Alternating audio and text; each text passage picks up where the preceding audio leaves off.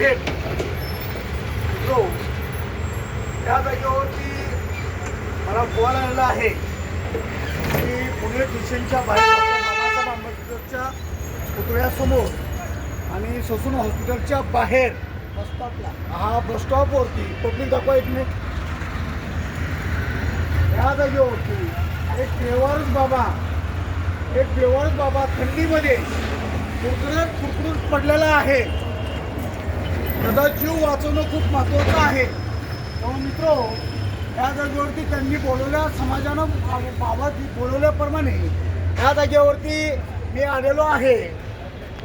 तर ही जबाबदारी मनोरुग्ण बेवारस अनाथ लोक जे आहेत, जे फुटपाथवरती आहेत, जे उकिरड्यावरती आहेत, जे पुलाखाली आहेत, जे इतरस्त भटकत आहेत, यांची जबाबदारी सांभाळण्याची ही पुणे महानगरपालिकेची आहे.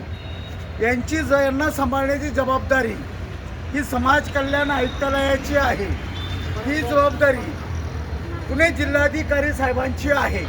परंतु आमचं शासन हे श्रीखंड आणि भूखंड खाण्यामध्ये धन्यता मानणारी आहे. मी ज्यावेळेस आंदोलन केलं होतं, समाज कल्याणचे उपायुक्त नाव काय रे त्यांचं, विशाल लोंढे हे माझ्यापाशी आले आणि म्हणले, जे तुम्ही बेवारस अनाथ लोकांवरती काम करता, ज्या जागेवरती मी आंदोलन करतो त्या जागेवरती त्यांना कडाक्याच्या थंडीपासून त्यांचं संरक्षण होत नाही, असे विशाल लोंढे मला म्हणाले होते.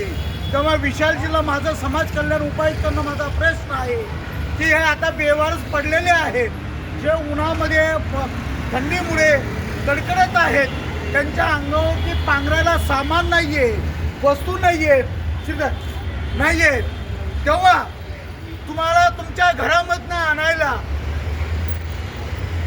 काय कमी आहे? 1.5-2 लाख रुपये आज अधिकारी कमावतात.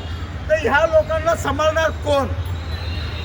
माझे काय चुकलेलं होतं, पुणे महानगरपालिकेला, जिल्हाधिकाऱ्याला, समाज कल्याण विभागाला मी जागा मागत होतो की 40 गुंठे मला जागा द्या. मी पुणे शहर, पुणे जिल्हा हे मनोरुग्ण बेवारस अनाथ निराधार मुक्त करतो, आंदोलनाला बसतो.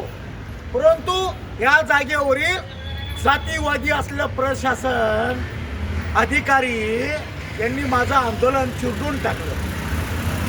माझ्याकडे मी सांभाळत असलेल्या बेवारस आजी आजोबांना आम्ही या गावामधील मानशेतला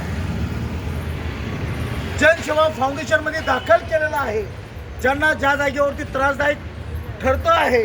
परंतु हे विशाल लोंढे यांना दिसणार नाही, कारण का डोळ्यावरती त्यांचा काळा चष्मा आहे आणि कानावरती ते झापड लावलेले आहेत, हे त्यांना दिसणार नाही.